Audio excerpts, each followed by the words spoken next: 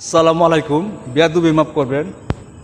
মানুষে কথায় কথায় বলে শিক্ষা মানুষের মেরুদণ্ড, ঠিক আছে।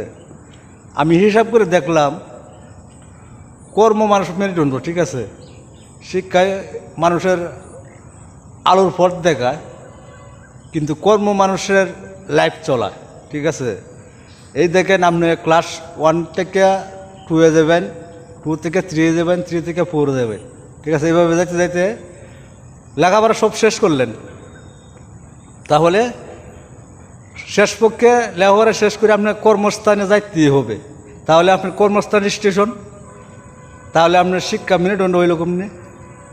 শিক্ষার উপরে তো আপনার দেওয়া যাইতেছে কর্মস্থানটা, কারণ আপনার শিক্ষা শেষ করে আপনি কর্মস্থানে যায় যোগ দিলেন। আপনার শিক্ষা শেষ করে হয়তো একটা চাকরি নিলেন, নাহলে একটা ব্যবসা নিলেন, নিলার পরে দিয়ে আপনার কিছুদিন গেল বিয়া শাদী লইলেন, তাহলে আপনার শিক্ষার দিন শেষ।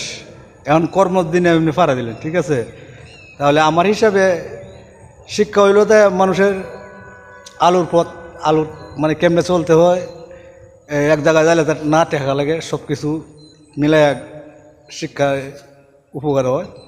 আর কর্মস্থান আমরা করতে হবে, ঠিক আছে। কর্ম না করলে ফেটে ব্যথ না। এলা প্রধানমন্ত্রী হোক আর সারা বিশ্বের রাজাই হোক, ঠিক আছে, এটাই বাস্তব।